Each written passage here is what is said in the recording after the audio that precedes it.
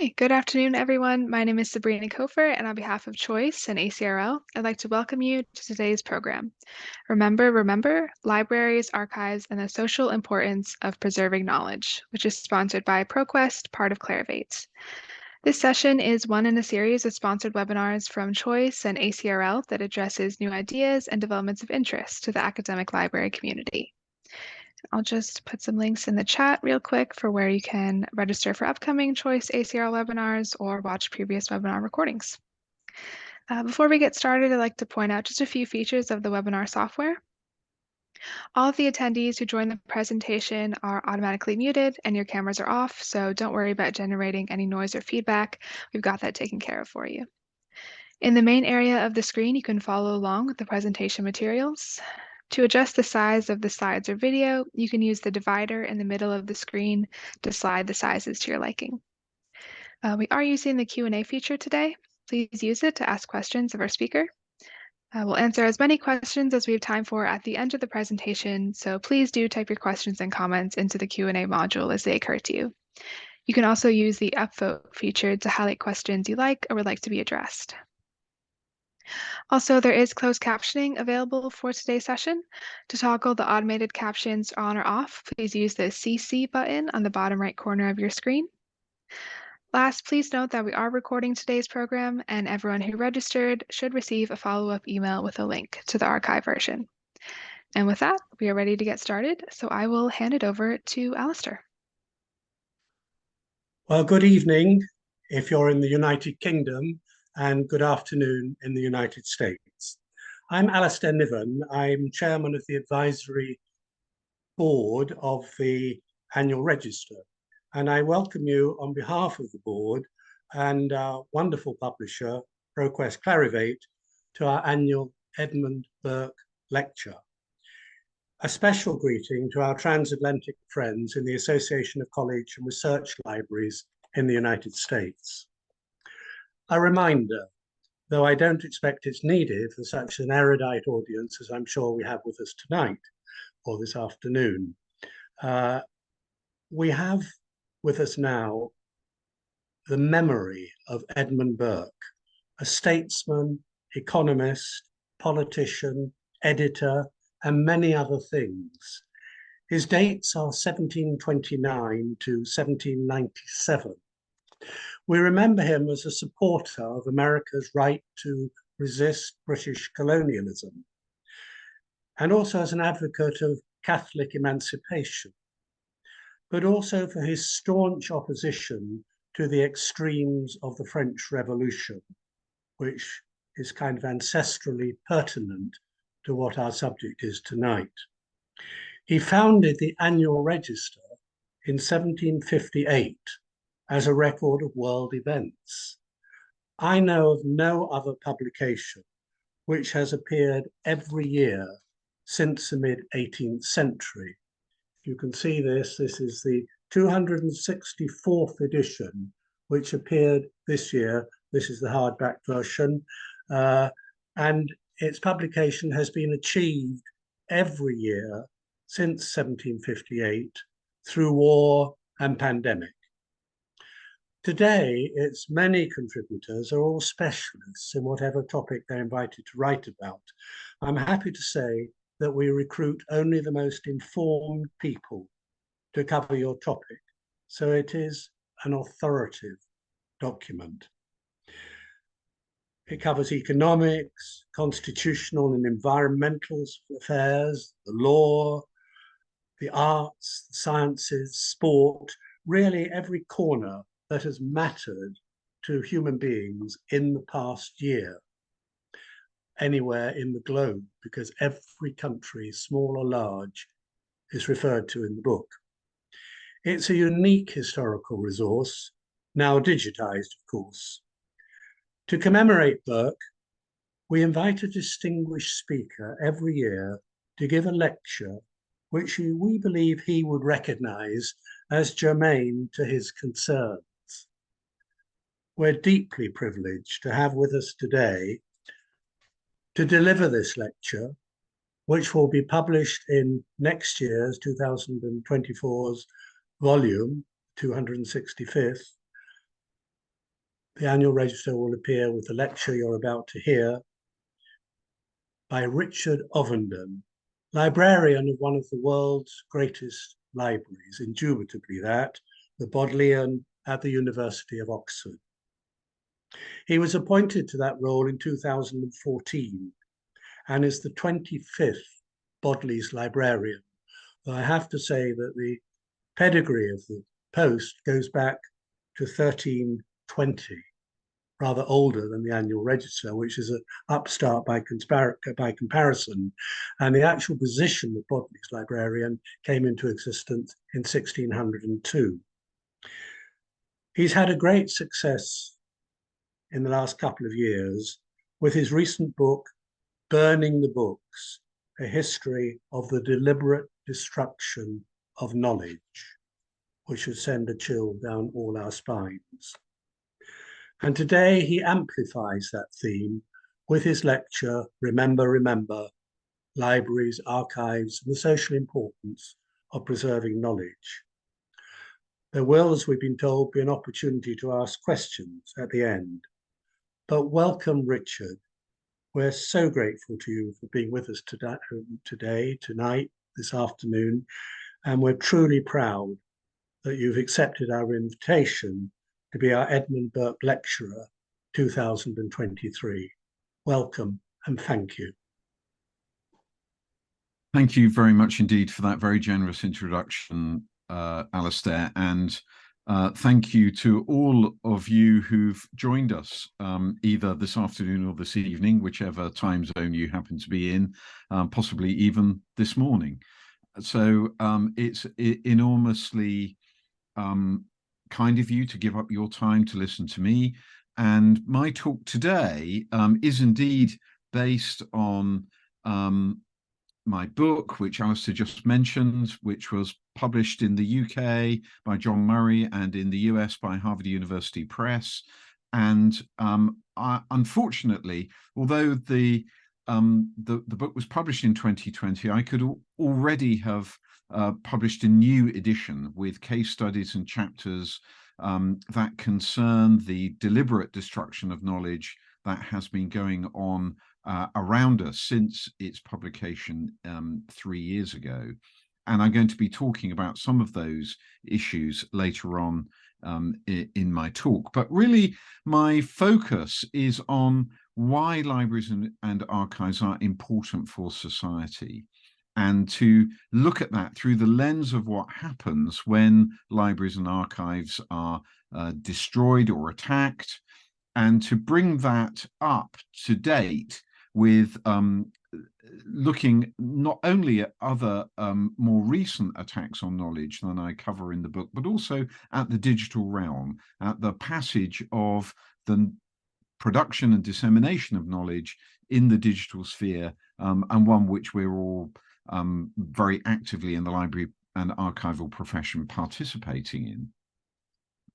But I'd also like in my talk to echo Alastair's focus on Edmund Burke, and the title, Remember, Remember, is actually a quotation from Edmund Burke speaking in Parliament during the impeachment of Warren Hastings, where he invoked the importance of preserving knowledge and the statements of individuals and the importance of world events.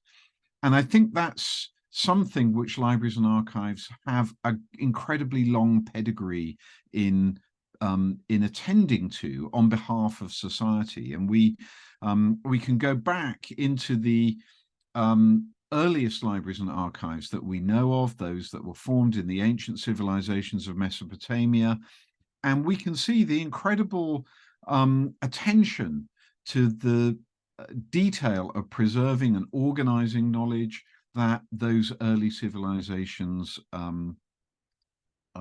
took part in. Here's one temple library which housed 800 texts, 800 books. We might call them books, but they were clay tablets marked with cuneiform script. And later on in the ancient world, particularly in the Hellenistic world, great libraries were formed. Here's the library, the Greek library at Ephesus, and that process, that sort of focus, that human intent on preserving knowledge was also passed through into the Christian and indeed Islamic and other civilizations in the Christian era. And of course, they were very different in scale to libraries that we have now, but on the left-hand side of your screen, you can see an illustration from a famous manuscript called the Codex Amiatinus, and on the right-hand side, an illumination of a library from the Abbasid kingdoms in central Iraq, or what we now call central Iraq, and a library of which there were many, which enabled Greek knowledge to be copied and passed into the Arabic world, and therefore eventually back into the Christian world. And today, libraries and archives continue to focus on the preservation of knowledge, but also an increasingly important part of our work is, of course, sharing knowledge and providing access to the information that we're entrusted with. But the modes in which we look after information have changed. Here's the Bodleian's offsite storage facility, a high bay storage facility. Many of you will be familiar with those kinds of organizations. And we continue to fulfill our mission, both in physical and in digital form. And so much of the reading that goes on, certainly in the University of Oxford, takes place electronically these days. And I don't need to labour that point to you. But the issue that I'll come back to towards the end of my talk is how that transfer of the platforms, the techniques of preserving, of creating, preserving, and sharing knowledge in the digital world pose some serious challenges for the preservation of knowledge and provide new opportunities for it to be attacked and deliberately destroyed. But I'd like to take you back to the 10th of May 1933, which was the beginning, I think, of one of the most dangerous periods for the preservation of knowledge. The Holocaust, that extended period from the rise of the Nazi regime in the early 1930s through to the end of World War II. And here you see the mass book burnings that became such a shocking herald to what would become, which were organized by Joseph Goebbels and the Nazi Party. Here you can see students from across Berlin who ransacked nearby libraries and synagogues and an Institute for Human Sexuality and piled the books in a great heap, poured petrol on them and set fire to it. And while they did that, they chanted against the importance of destroying what they called un-German literature. So that sense of not allowing any ideas that challenge their own or that threaten their own dominant ideas was at the heart of that action on that day. But of course, it was a symbolic action. It was symbolic in a number of ways. One, in that it was in a culturally resonant place in the center of Berlin, opposite what we now call the Humboldt University, opposite the Berlin State Library, next to the State Opera House. But it was also important because it was a very public act. It was filmed. You can see the torchlights, and it was the films were shown across Germany in the coming weeks. But it also heralded a reaction, and that reaction was the formation of a library of banned books which the Nazis had burned on that day. And that library opened a year exactly a year later, on the 10th of May 1934 in Paris. And it actually sprung a number of other libraries, one in New York and one in London, that reacted against the Nazi book bannings. And that's one of the things that I want you to hang on to during the course of this talk, which is that the human impulse to preserve knowledge and the role that libraries and librarians and archives and archivists have played in that role. That's the focus of my talk. And this is not a theoretical exercise. This is not a historic exercise. And as you can see from the slide, book burning and the removal of the idea of diverse knowledge being available to communities is something that is being attacked with flames today. These snapshots were taken just over a month ago from social media of events that were happening in North Carolina. And I'll come back to those issues later. The trigger for me writing the book and for being concerned about these issues was actually something that happened in the UK. It was around the immigration policy being brought forward by a Conservative government in 2010, which was called the hostile environment. By 2018, it had become one of the major political issues of that period. And it became clear that the immigration policy that was targeting citizens who had been invited to come to the UK from the former British Empire to come and work in the new National Health Service and other sectors of industry and public life were being challenged to prove through documentation their right to settled status. And it became clear that the same government department instigating the immigration policy deliberately destroyed an archive of documents that those same citizens could have used to protect themselves. And that struck me as the perfect example of the social importance of preserving knowledge. Those documents may have been seen to have been, long since past their useful life, dusty old documents, the kind of the cliches, but they could actually have saved people's lives. And at the same time that I was thinking about these issues, the idea came forward from President Trump's press secretary, Kellyanne Conway, that there could exist such things in the world as alternate facts, in defiance of the evidence that more people attended Barack Obama's inauguration than attended Donald Trump's. And this seemed to me, as a librarian, something that was, again, quite challenging to our profession, a profession that is dedicated to the preservation of facts and truth.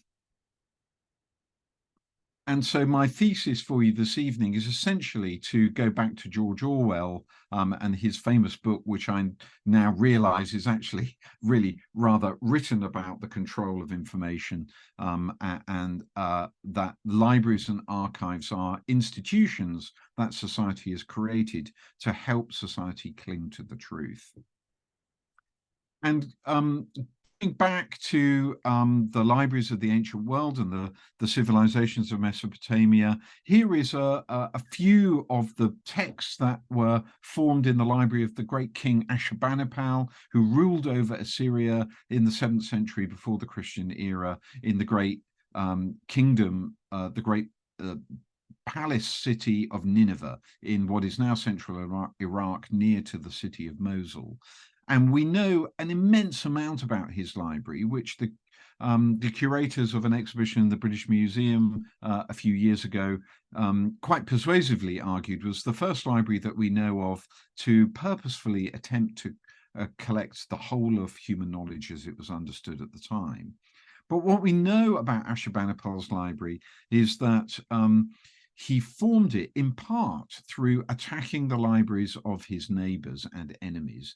He knew of texts that would help him predict the future, texts on divination, of astronomy, of astrology, and he sent his agents out to seize those documents and to bring them back to his own library. And I want you to focus on the idea that depriving your enemy with information makes them weaker while making you stronger at the same time. So that control of knowledge, that control of power was evident, 3,000 years ago.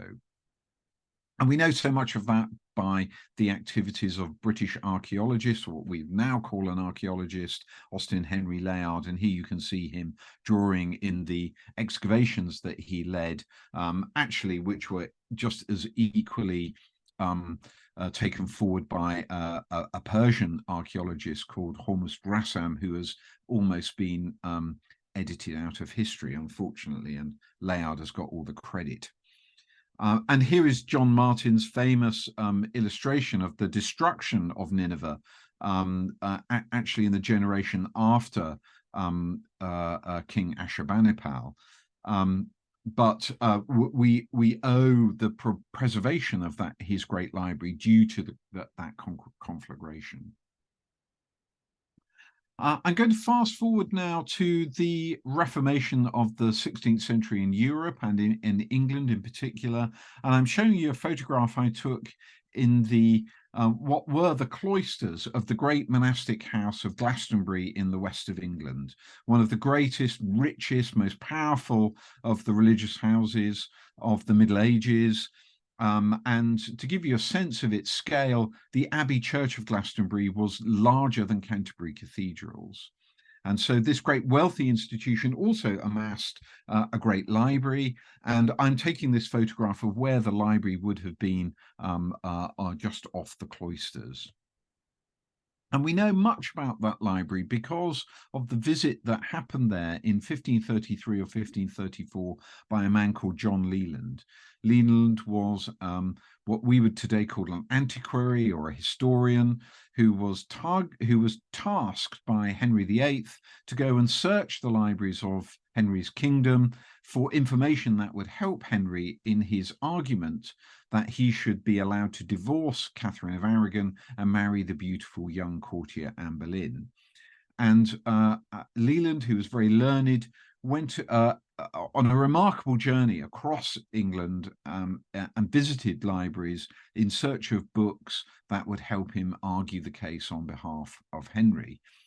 And you can see on the left-hand side of your screen a page from John Leland's archive, which is an extraordinary survival in the Bodleian Library today.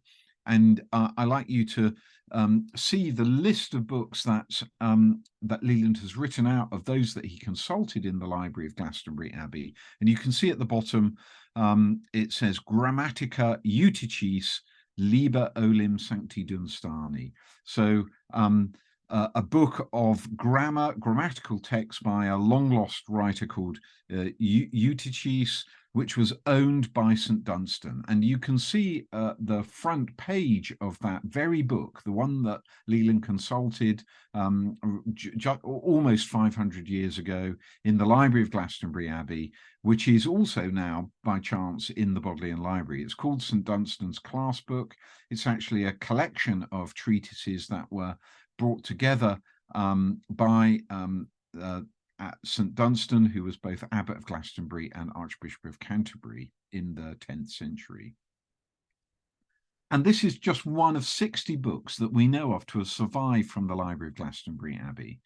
But we have a medieval catalogue of the library in the 13th century where we know it had about 1,200 books. And so on the eve of the Reformation, in the 1530s, it probably had at least 2,000, maybe more, and only 60 of them survive. And that is because Henry VIII ordered the dissolution of the monasteries, and their properties, including their libraries, were either dispersed, some of them into the Royal Library, others into the book trade, but the vast majority of them were destroyed.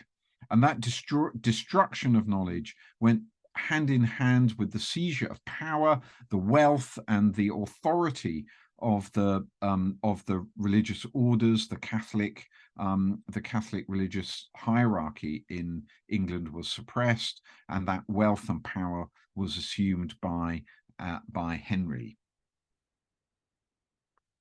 And the same thing happened in Oxford. Here is a picture of the original university library, no longer a library building, but attached to the university church, which was begun in 1320, and then moved in the 15th century to a new purpose-built building, which is still there, called Duke Humphreys Library today.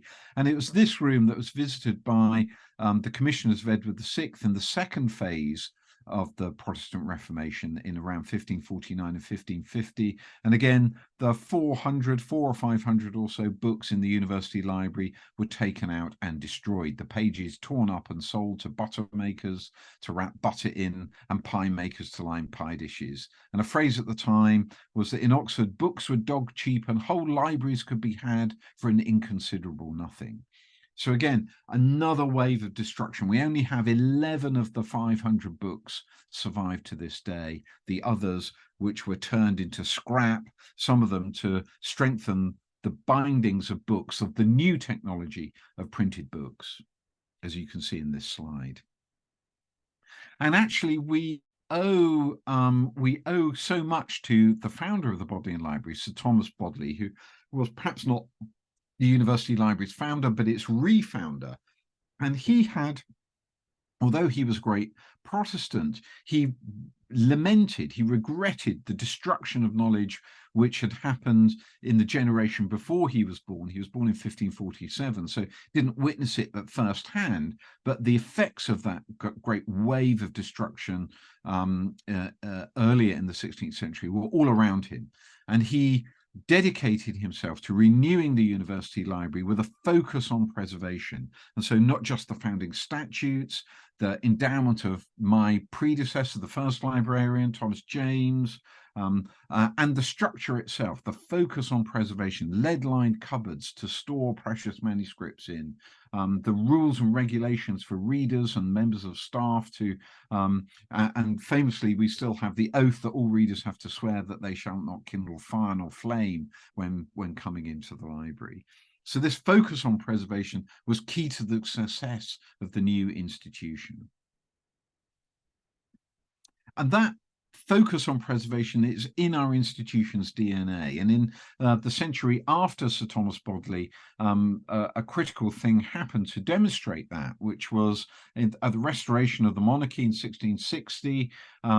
The great writers like John Milton, who had signed the death warrant of Charles I, their books were targeted for destruction. Now, Milton had been a friend with my predecessor, the second librarian, and had presented the Bodleian with a bound volume of his works, with a manuscript poem, which Milton had written out in his own handwriting and presented to the Bodleian. But the fifth librarian, Thomas Hyde, you see at the far end of your screen, when tasked at government order to assemble the books of the registrars like John Milton to be burned outside the library, refused to give up the precious volume of Milton's work. And that sort of dedication, and that must have come at some considerable risk, is a source of great pride to us today. I'd like you to fast forward in time now to the early 19th century, and we have a marvelous portrait here, which is now in the Library of Congress, of a man called Rear Admiral George Cockburn, who led the British Expeditionary Force to try and attack the newly independent country of the United States in 1812. And in 1814, the scenes in the back of this superb mezzotint, the burning of Washington, D.C. took place at his orders and his leadership. And actually, we have an eyewitness account of the burning of Washington, which involved the burning of the Library of Congress. And this is by a member of the British Armed Forces, a man called George Gleig, who's a Scotsman, who wrote that he hadn't seen a scene more sublime than the burning of Washington, but that it did not stop here. A noble library, several printing offices, and all the National Archives were committed to the flames, which no doubt the property of government might better have been spared. So even he regretted that the Library of Congress had been destroyed. And in this watercolor, you can see the Congress building, which housed the two houses, offices of these, the administration of government, and the Library of Congress, which obviously would have formed a great sort of source of combustible material for the British troops to set fire to the building. This was the only stone building in Washington at the time, and you can see in this watercolor the soot from the fire that had just been put out.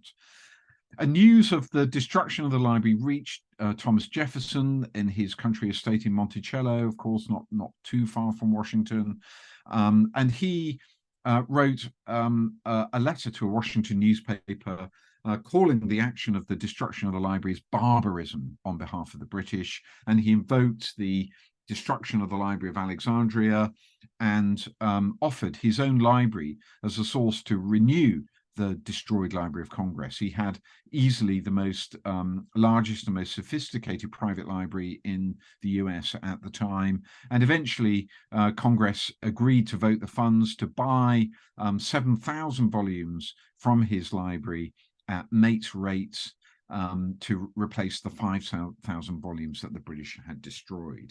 And that was the impetus for the renewal of the Library of Congress and the great institution that there is today. I'd like to move further forward in time now to the one of the episodes of the Holocaust itself, where you can see the impact of the destruction of knowledge, but also the great heroism of librarians and archivists who fought to preserve information. And I'd like to take you to the city of Vilnius, or Vilna as it was known then, the capital of Lithuania, a city famous for its learned rabbis like the Vilna Gaon, and for its libraries and archives like the Strashun Library, which had been given to the Jewish community in Vilna by a wealthy philanthropist and businessman. And the Strashun Library had a busy reading room. It had a learned librarian on the eve of the Holocaust. And there was another institute in the city called YIVO, which had been formed in 1922 to document the lives of secular the Jewish communities in Central and Eastern Europe, and to document that civilization, those communities, through collecting more ordinary items of documentation like theatre posters, music hall posters, patient medical records, even the diary of Theodor Herzl, one of the founders of the Zionist movement. And unfortunately, when Hitler unleashed Operation Barbarossa on the countries of Central and Eastern Europe in 1941, the stormtroopers were followed by a kind of cultural stormtrooper. And these were put together by the man on the left of your screen called Alfred Rosenberg, who was one of the architects of anti-Semitism in the 1930s, and who established a kind of perverted research institute in Frankfurt called the Institute for the Study of the Jewish Question. And he also formed an operational group that followed the stormtroopers and entered occupied cities and towns, trying to identify libraries. And that was led actually by a librarian, a man called Johannes Poole, who led an operational group that would go into the ghettos that were formed by the Nazi troops and identify librarians and archivists who they took out of the ghetto each day to sort through the books and documents in the former libraries that they had been responsible for. And those books would either be sent to the Frankfurt Institute or to paper mills to be destroyed. And you can imagine those of you who are librarians or archivists being made at gunpoint to undertake that terrible sorting, where you knew that the collections that you had helped to build, that you had helped to share with your communities, would be destroyed or taken away by your enemies. and they were called by the Nazi guards the Paper Brigade, and they soon took that label on for themselves. And what they actually did was to try to preserve documents by smuggling them back into the ghetto at the end of each day, risking their lives as they did so, by hiding documents in their clothing, persuading the Nazi guards that they needed these bits of paper to help light the fires in the kitchens, or even smuggling them in the tubular frames of furniture that they asked for to be put into the ghetto. And here you can see photographs of the Paper Brigade doing that sorting work. And unbeknownst to them, similar activities were taking place in other cities in occupied Central and Eastern Europe, like in Warsaw, where a group called Oyneg Szabes, led by a remarkable man called Emanuel Ringelblum, were trying to document the life of the Warsaw Ghetto itself by accumulating documents which they sealed and hid in the ghetto, in the hope that after the war, that the documents, these witnesses to their lives, would be uncovered. And here you can see actually that did indeed take place. 2 of the 3 tranches of documents have survived. They were uncovered in the rubbles, the ruins of the Warsaw Ghetto in the late 1940s. And here you can see the milk canisters that and metal boxes that Ringelblum and his team, Oyneg Szabes, preserved those documents in. And meanwhile, the American troops overran the Frankfurt Institute, Rosenberg's institute, and found this enormous library of books and documents. And they went through a process of trying to identify the rightful owners or their heirs, and sent as many of them back as they possibly could. And here is a branch of the YIVO Institute, which had been founded originally in Vilna and opened a small branch in New York. And here is the New York team opening an immense trove of material rescued from the Nazi Institute in Frankfurt. Meanwhile, back in Vilna, the occupants of the Vilna ghetto were murdered, with the exception of a handful of individuals who managed to escape. They joined the partisans in the forest, who, with the Soviet troops, pushed the Germans out of Vilna.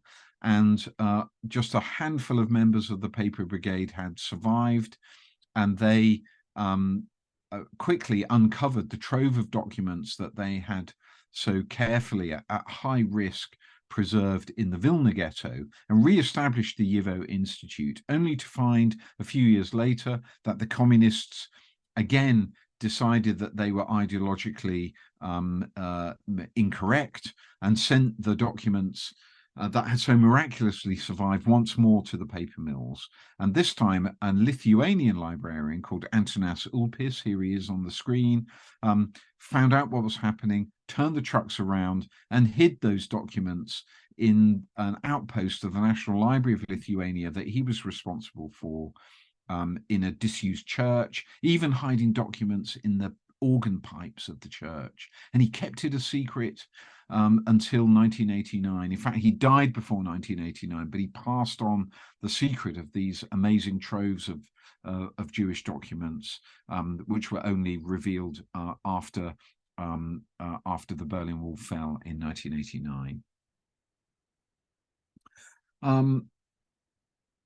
In much more recent times, knowledge has continued to be attacked. And in Bosnia and Kosovo in the 1990s, during the breakup of the former Yugoslavia, one of the most shocking incidents in recent decades took place, which was the shelling of the National Library of Bosnia and Herzegovina in Sarajevo on the night of August the 20th, or in the day of August the 25th, 1992. So really not very long ago at all. And here they targeted this building alone that day. It wasn't hit in the crossfire. It was targeted with incendiary shells, and librarians and firefighters who tried to rescue collections from the burning building were targeted by snipers. And one of those librarians, Ada Butarovic, was murdered by Serb snipers on that day. And this presaged a whole series of attacks on libraries and archives, including land registries, where the Serbs were anxious to eradicate all records of Muslims owning property, and mosque and even synagogue libraries were destroyed in the middle of the 1990s. And again, the cultural genocide of the attacks on knowledge presaged a human genocide. So it's only, 27 years ago since the massacre at Srebrenica. And again, it was important that Slobodan Milosevic, Ratko Mladic, and others brought before the International War Crimes Tribunal in The Hague that the attacks on libraries and archives were part of their indictments. I'd like to move now to discuss the what I hope to, in closing this lecture, for you to take away, which is the idea that libraries and archives are essential parts of the infrastructure of democracy. And you can see that with there are 5 reasons that I argue that this is the case. And the first of those is the function of libraries and archives of society for education. Is perhaps the most obvious, the most straightforward, practical part of the work of libraries to enable their communities and citizens to educate themselves, to find information for themselves, to be guided by librarians or archivists, and particularly for the education of young people. But also in the past, we've seen libraries and archives play important roles in, for example, in the education of women. There's a wonderful application letter that survives of Sylvia Pankhurst to the British Museum Library, asking for access to the library so that she could research information on the education of women. And today, libraries and archives across the world have education as the kind of core part of their mission. And you can see also that it's, there's not just that general education, but they're very kind of specific educative functions that libraries through the preserving knowledge find. And I think there's, I'm sure many of you will have watched the film Spotlight about investigative journalists researching child sexual abuse by Catholic priests. And a key part of their investigation was using very boring, very dull, outdated parish newsletters and clerical directories held in libraries in Boston. And they used that outdated information to piece together the movements of Catholic priests from parish to parish and correlating that with incidents of child sexual abuse. So you can see the kind of direct social value of that preservation, even of kind of not of great treasures, but of very humble and mundane pieces of information. Oh, well, sorry, I've moved the slides the wrong direction. And you can also see in August 2021, as the Taliban took over in Afghanistan, that one of the first of the institutions that they attacked were libraries, and particularly libraries that had been formed in the previous decade, particularly for the education of young women. And I wrote about that in an article in the Financial Times, which you can follow up. The second of those functions for the infrastructure of democracy is where libraries, and particularly archives, preserve the rights of citizens. And we can see that in East Germany at the fall of the Berlin Wall in 1989, where citizens occupied Stasi headquarters to stop the Stasi from burning the files that had been accumulated, the dossiers of surveillance on East German citizens, because they wanted to have access to that information. And eventually an organization was established in Germany that gave the rights to citizens to see their own Stasi files. And you can hardly find something more important for a healthy democracy than giving the laws of the land access and giving the people of a country access to the laws of their own lands. And in 2011, the Harvard Law Library did a survey of the Supreme Court website where it found no fewer than 40% of the web links were broken. And so, again, it took a library to identify that the healthy functioning of dissemination of legal information was not happening in America. in this age of misinformation and of alternate facts and disinformation, libraries and archives are reference points for facts and truth.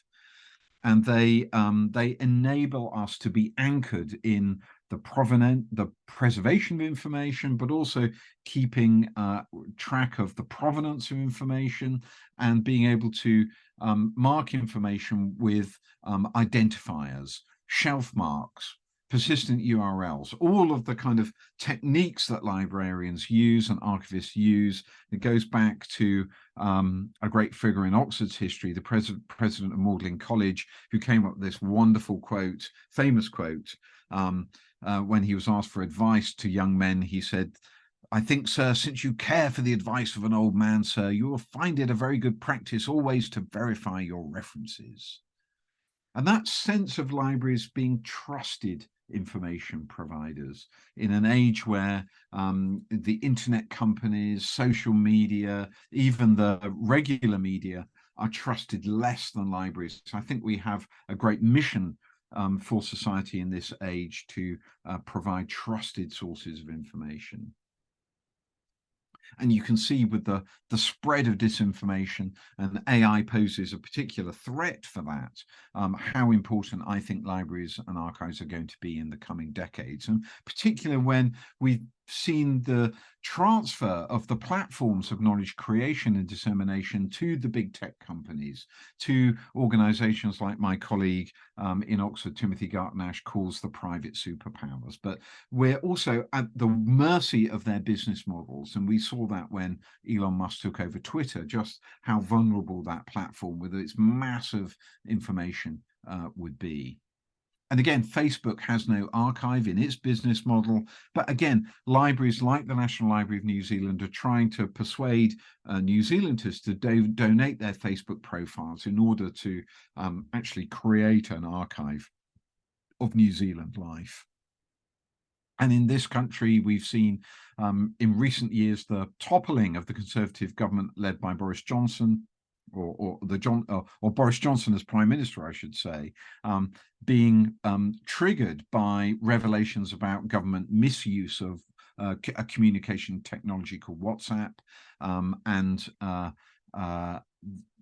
So you can see how important the reference points for the public utterances of our political and civic leaders are. And you saw that with Donald Trump, how his political dominance was really just because of his Twitter account and an iPhone.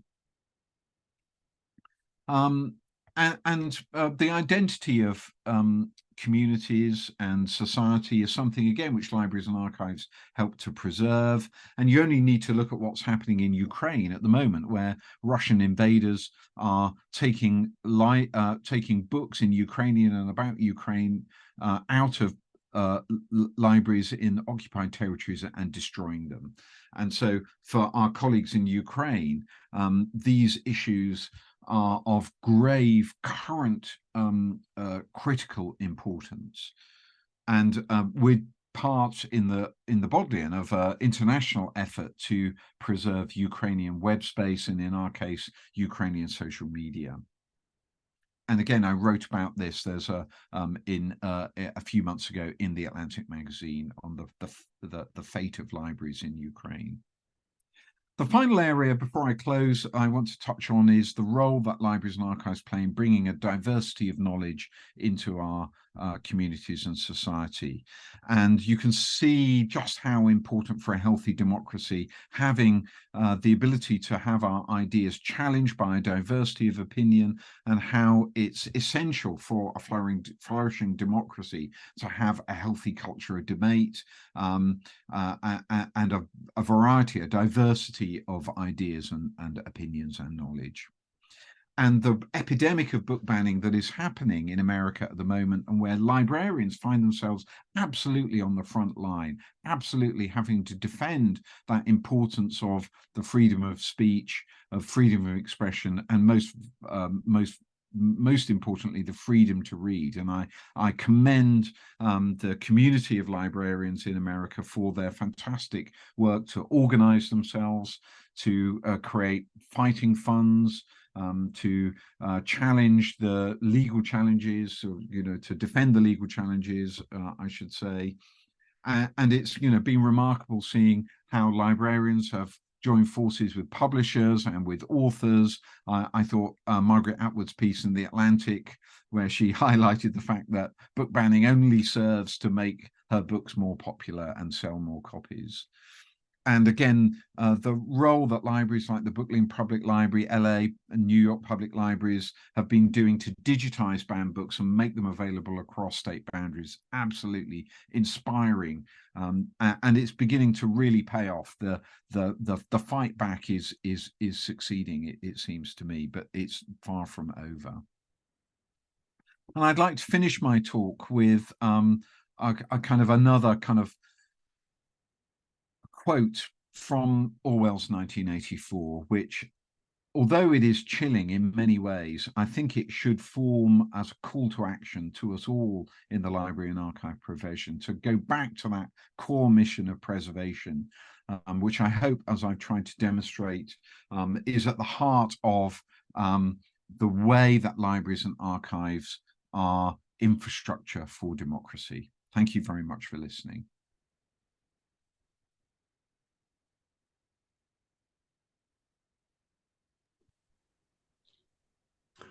Richard, that was quite superb, a captivating and wide-ranging lecture. I could have been enthralled for twice the length. It was really superb. It's in this age of rising intolerance, it was such a necessary talk, and it was much a statement of belief as it was an exploration of destruction. You were talking about a Manichaean struggle, really, between good and evil, between enlightenment and ignorance. We're deeply grateful. I have another opportunity, I hope, a little later after the questions to thank you again, but my immediate response is many, many, many thanks. It was superb.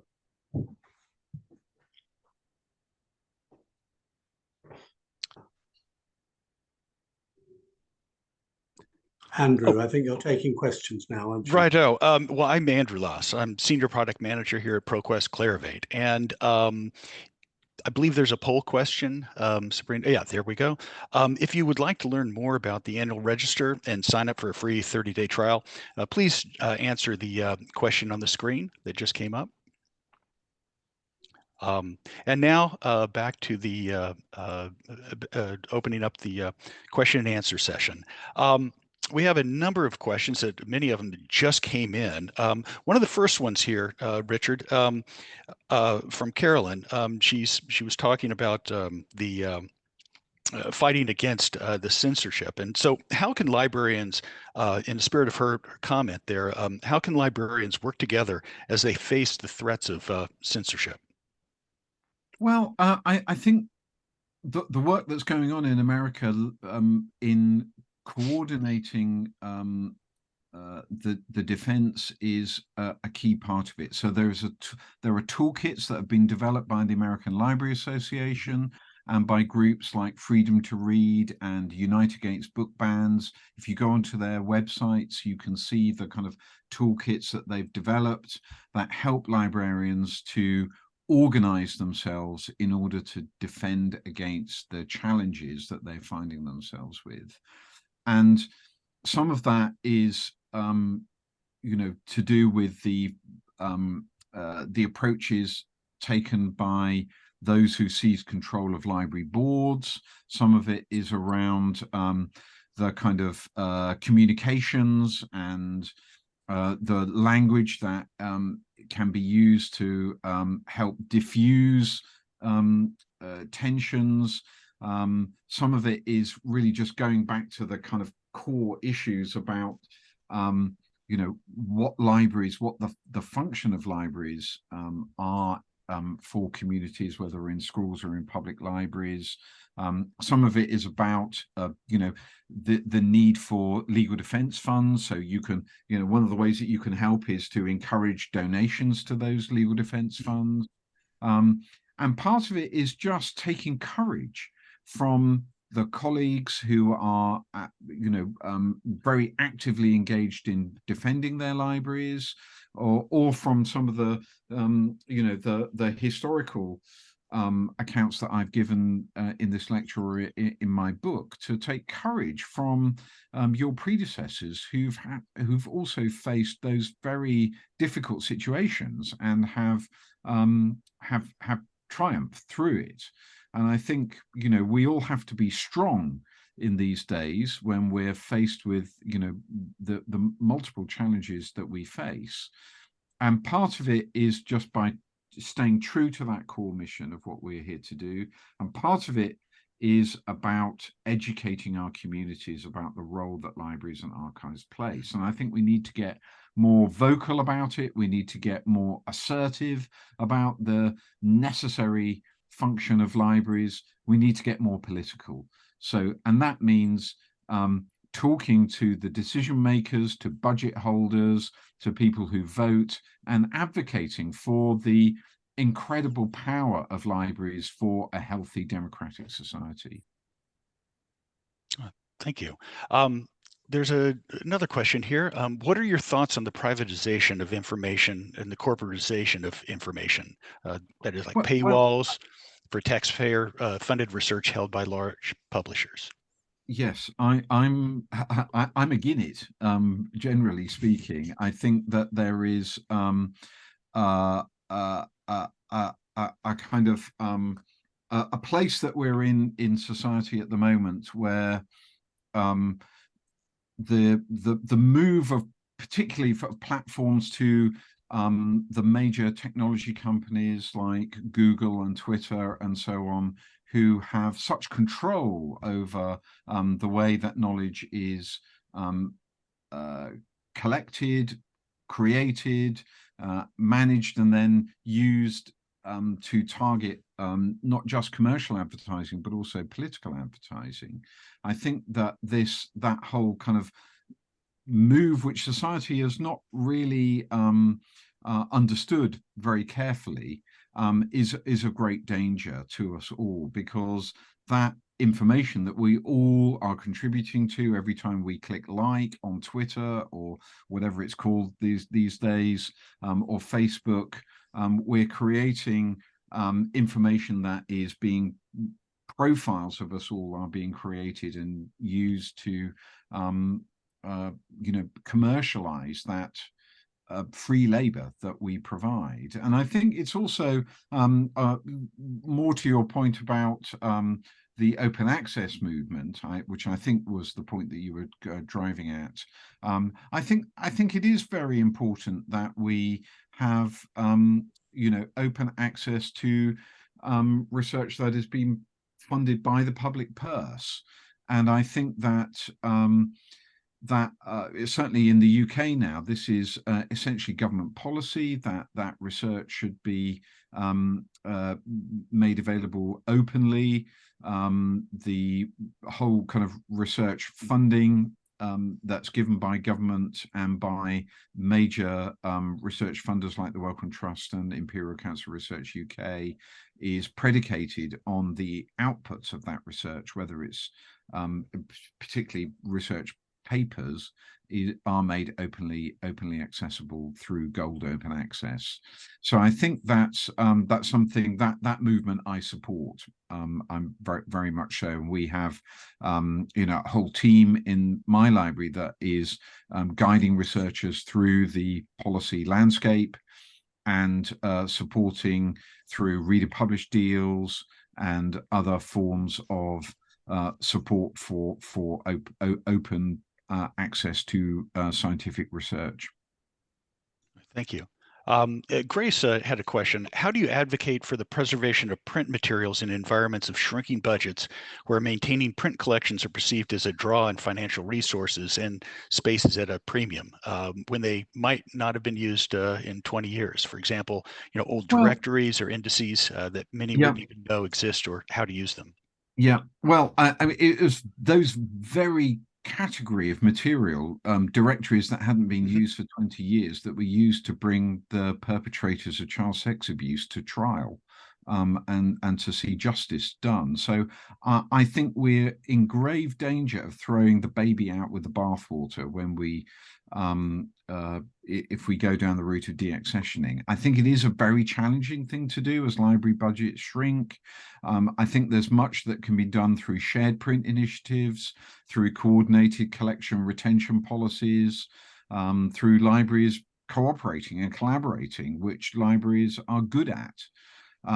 So we certainly need to do that, but we have to go back and argue the case for, the preservation of analog information, just as we need to do so for digital information.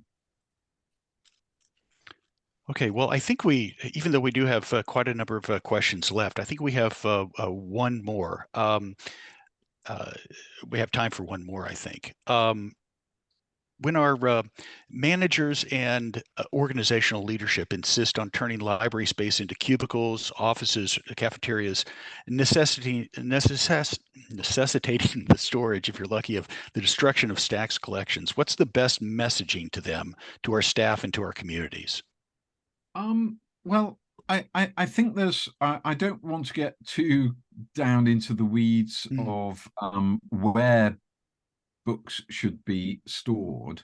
Certainly we have a big offsite storage facility, and we've used that to enable more study space to be created in central library spaces. But it has not, what we have not done is deaccession collections. And so we found new ways of moving collections to where our users find it most useful for them to access them, whether that's moving physical collections from our offsite storage through to reading rooms and library sites in central Oxford, or having scanning activity go on from our offsite store through our scan and deliver programs. So there's always the need to balance the use of space, particularly the scarce real estate in the center of cities, for example, between study space, for people or for collections. What I'm very much urging you to focus on is the need to keep those print collections, and sometimes that's about sharing them with other libraries, so to some extent rationalizing them, but we cannot lose. There's great danger in losing unique materials, and also there's benefits in having replicated print collections for preservation purposes and sometimes for access purposes. Now, I'm not sure the journalists who did the Spotlight investigation, if they'd have had to have traveled a great distance to access those kind of outdated parish newsletters and clerical directories, they might not have gone that step. They might have not have been able to join the dots in their detective hunt. So I think there are great benefits from having having those analog collections preserved for society, and that's what we need to focus on. Okay. Well, thank you. I believe we are out of time now, even though there are a number of other very good questions left. Thank you very much for contributing to those, everyone. Alistair, since we're just about out of time, did you want to say a few final words? Well, I've already said thank you very warmly. Okay. The whole time that Richard has been talking, I've been wondering if there was any more important topic to talk about than the preservation of knowledge, which must be the supreme achievement of humanity. And you've done so clearly, so wonderfully. We're deeply grateful. You took us back to ancient times. You took us through the Henry VIII period, the burning of Washington, Hitler, the Soviets, even up to child sex abuse and all the modern issues of the moment. The challenges are as great today as they were 1,000 or 2,000 years ago, and you've illustrated that beautifully, Richard. We're extremely grateful to you. I want to add that I think this whole evening has been, in a way, a hymn, a praise poem to libraries and librarians, without which the knowledge wouldn't be properly preserved. So thank you, librarians, wherever you are. You can read all about it in next year's edition of the Annual Register, which will be being put together almost as I speak by its wonderful editors, and that will be the 265th edition. And of course, meanwhile, the text of Richard's talk has been recorded, so you have access to it through that means as well.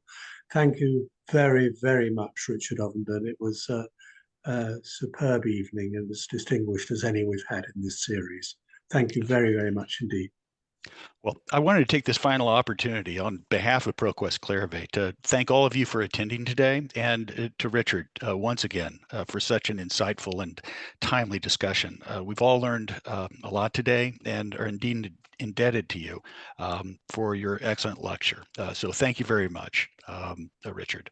I'll now hand it back over to Sabrina for some closing housekeeping comments.